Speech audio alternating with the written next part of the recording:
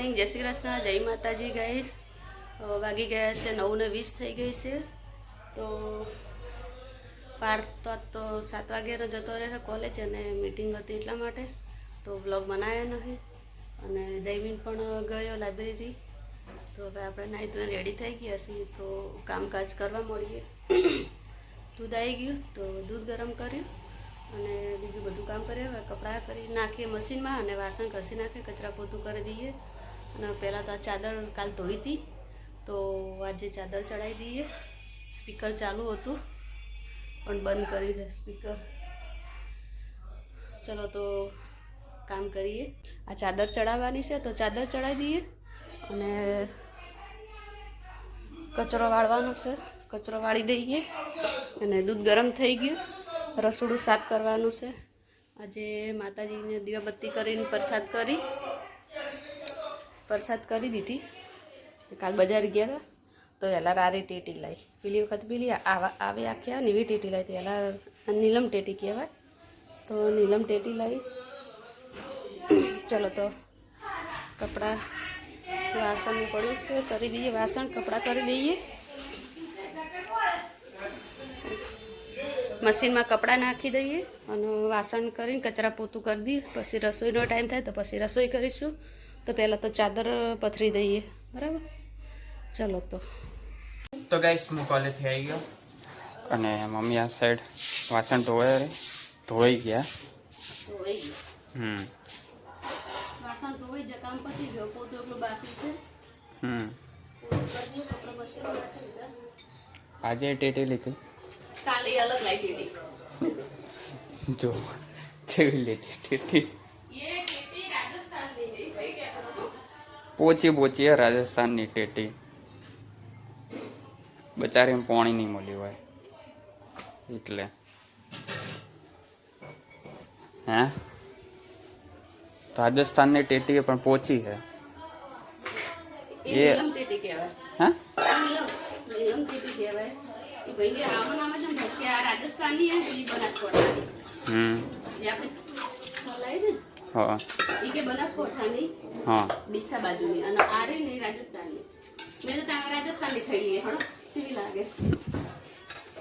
એક વખત ખબર આમને ઈંટો લાવવાની હતી. આઈતા કાકા એને ઓલા કંઈક હવનની ઈંટો લાવવાની હતી ત્યારે અમે ગયા હતા, રાતે લેવા ગયા હતા. પછીથી ખબર બજાર ગયા હતા તે બજારમાં ઓલે ગુંગળી તળાવ આગળ ઊભા હતા ને તે અહીંથી અમે ઈકણ હિતા કાકાએ ટેટીવાળાને પૂછ્યું કે શું ભાવ. અને ટેટી ચેવડી ખબર આવ દડો હોય ને એવડી જ ટેટી પણ કાપીને એને આલી ને ચાખવા એકદમ ગળી. હા એ ભાઈ તરબૂચ જ હતો એકલો. અને બાજુ ઊભો હતો ને એની જોડેથી લાવી. ગાઈસ બહાર બેઠા ગયા અને મમ્મી આ સાઈડ શાક સમારે રહી. ફુલાવરનું ફુલાવર મિક્સ સબ્જી. હા અત્યારે તો અમે થોડુંક હવે ઓછું મીઠું આવે. ઓછું મીઠું લાગે પણ નહીં એટલે શું કરે. કાલ આવી તો લઈ લીધું શાકભાજી. તો ગાઈસ બોરનું પાણી આવ્યું હતું તો એ ચાલુ કરી દીધું હોય.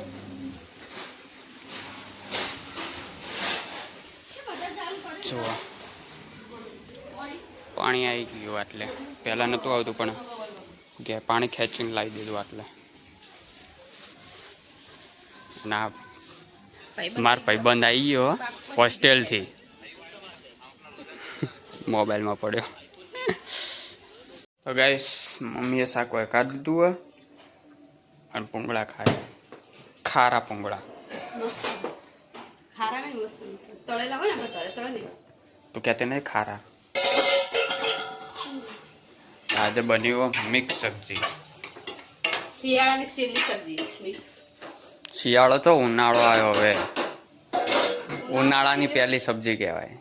ઉનાળો આવી ગયો ખરી વાત પણ શિયાળાની સબ્જી ના તો મિક્સ તો વટાણા, તુવેરો, ફુલાવર, રવૈયા એ બધું શિયાળા વધારે આવે.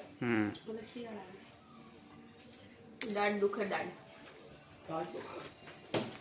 પડાઈ દઈએ તમે એક પોલી થઈ ગઈ તો તો સિમેન્ટ પૂર દઈએ ને. સિમેન્ટ તો પેલા ખત્રીએ ચાંદનું કીધું તું ડાપણ ડાટ કઢાઈને તાણે તો હા એ જ સિમેન્ટની હું વાત કરતો હતો. એ જ સિમેન્ટ પુરાઈ દઈએ એમ. કહી દઉં ઉષાબેન ને કે થેલી અમારી બુકિંગ કરી રાખજો સિમેન્ટ પૂરવા. હો કહી દે. દાઢમાં ભરવા અમે એ ક્યાં 100-200 રૂપિયા તો લે જ ને આ કેલ્બો ઉપર સિમેન્ટ પૂરવાના. ચડાવવાનો હે 200 નહીં તો 3500 4000 નહીં થાય. ખાલી સિમેન્ટ પૂરવાનું. શાક બધું થઈને હા તો પછી આરી સિમેન્ટની થેલી તો સસ્તામાં આવી જાય નહીં એમ કરતા. તો પછી એ રીતના પૂરી દેવાય. જુઓ આ વરિયાળીનું શરબત બનાવવાનું. શરબત બનાવવાનો પણ હજુ ઉકણી જ નહીં. ઉકળી ગયો હજુ ડંડી સૂટી થઈ ગઈ. હમ પણ આજ જેમ વહેલા આવી જાય મને કહેજો. હા તો આયા નહીં તો શું કે તમે ને તમારા હાથમાં આવી છે. આવજે થોડીક ચાખી જોઈએ. જો આજે લીધી થોડીક ચાખવા જ લીધી. ત્યાં જે તો ઊભી રાખ નથી ગાડી ખૂબ બધી ગેવા નથી. કહીએ કે આપણે છે ને પાલું દરેલું હોય તો ચોણસમાં થઈ ગયા. લે પેપ્સી ખાવી હોય તો એ ગાના નહીં આવતો. લે માહી ના દે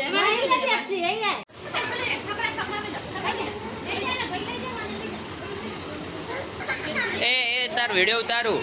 એ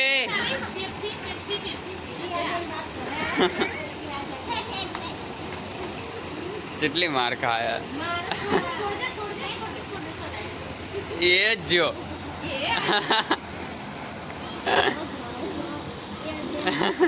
એ પડના બે ગયો છૂટવા માટે તો જેવું કરે. તો ગાઈસ સેમિન આવી ગયો ઘરે અને મમ્મીએ શાક બનાવી દીધું હતું. લોટ પણ બોતી દીધો રોટલીનો અને આ શક્કરટેટી પણ કાપી દીધી છે અત્યારે ખાવા માટે. કદાચ કાં તો સાંજે ખવાય એમ. થોડીક ઠંડી થાય ને એટલા માટે. તો ગાઈસ વાગી ગયા છે 1:15 અને મમ્મી રોટલી બનાવે છે અને શાક બની ગયું. પપ્પા પણ આવી ગયા છે અને જમવાનું થઈ ગયું તો જમી લઈએ. ગાઈસ વાગી ગયા છે 4:30 અને મમ્મીએ ચા બનાવવા કીધી અને હવે દાણા નાખવા જાય.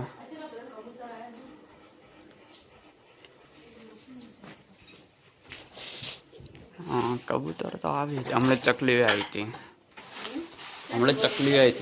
એ હવે હું જોતા આવી રહ્યો નહીં ઉભરાણું ને તો આ રહી જાત.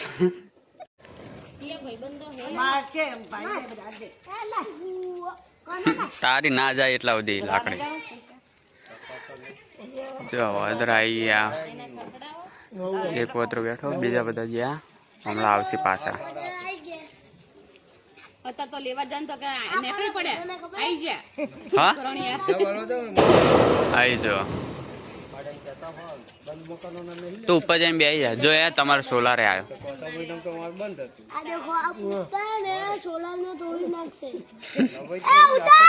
જો ઓલ્લો રહ્યો જો ઉપર કહું ને એ ઉતર્યો.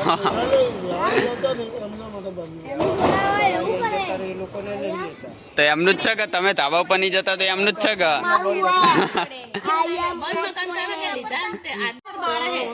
કાના અંદરલી ચાલુ કરી દીધી.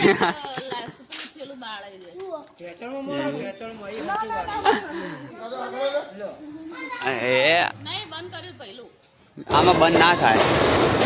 આટલે આ સેન્સર થોડીક વાર રહીને થાય. હજુ અંધારું થાય ને ત્યારે. પણ રાતે થતી હતી ને સ્વિચ એમ. હા સ્વિચ બપોરે લુકતો થાય ને બંધ કરે.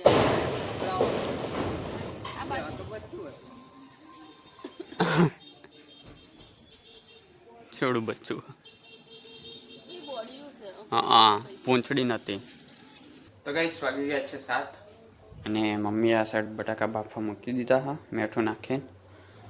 અને સંધ્યાનો ટાઈમ થઈ ગયો તો હું દેવતી કરી દઉં. તો ગાઈસ વાગી ગયા છે 8:30 અને મમ્મીને બજાર ગયા હતા, બજાર જઈને આવી ગયા.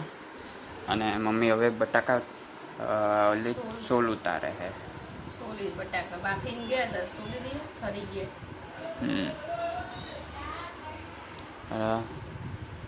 બનાવવાનું આજે પ્રોગ્રામ છે ભૂંગળા બટાકાનો. ભૂંગળા બટાકાનું.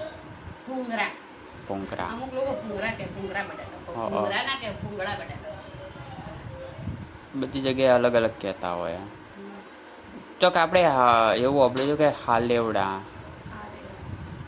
ઓલા આપણે શું કહેવાય ઘણા જગ્યાએ એવું બોલતા હોય હાલેવડા. હા હાલેવડા. ઘણા ચોખલિયા કે.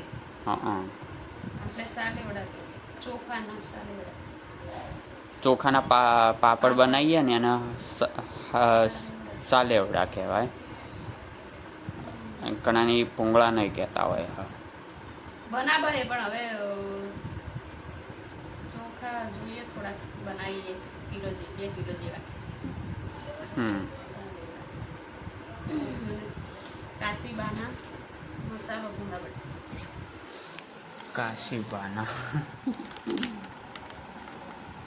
ભૂંગળા નામ શું આવે પ્રોડક્ટ? ભૂંગળા બટેકા મસાલા તો ભૂંગળામાં નખાય ને. એનું જ છે એટલે એમ નહીં, ભૂંગળામાં નખાય ને એમ. ભૂંગળમ ના નાખાય પણ ભૂંગળા જે ભૂંગળમ ખાવાના બટાકા બનાવે ને એનો મસાલો, એટલે કે ભૂંગળા બટાકાનો મસાલો એમ. તો ગાઈસ મમ્મીએ બટાકાની ભાજી કરી દીધી હતી ને હવે ભૂંગળા બનાવે રહી. બનાવતી નથી, એ બનાવો જ કહેવાય. તળે રે બસ. જો એક ભૂંગળું તળ્યું પણ તોય કેવું તળ્યું. નાનો છોકરો ના આડે એવું. જેવો આકાર હતો એવું જ તળાય કે. તો સારો જ આકાર હતો બચારાનો, પણ તે એવું તળ્યું. મેં તો એમાં કોઈ મારો બનાવ્યો આકાર કર્યો. હઈ જો જો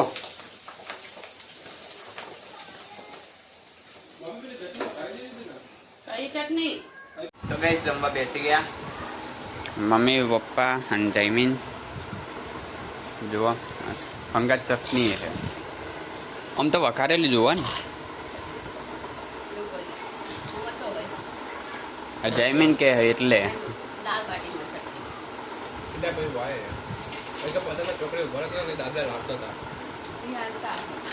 બટાકાનું શાક છે, બટાકાની ભાજી છે, ખીચડી છે, શાક છે, રોટલી છે, છાશ છે, અને દૂધ પણ હોય. ચટણી છે. તો જમવાનું થઈ ગયું, તો જમી લઈએ. તો ગાઈસ વાગી ગયા છે 11:30 અને આજ તો હવે પથારી કરી. જમીન સૂઈ ગયો. ખાવી આઈસ્ક્રીમ? નહીં ખાવી? કોઈ નહીં, તમે હું તો ખાઉં. તો મારા વ્લોગને અહીંયા એન્ડ આપું છું. લાઈક કરજો, શેર કરજો અને સબસ્ક્રાઈબ કરજો. ગુડ નાઇટ, જય માતાજી.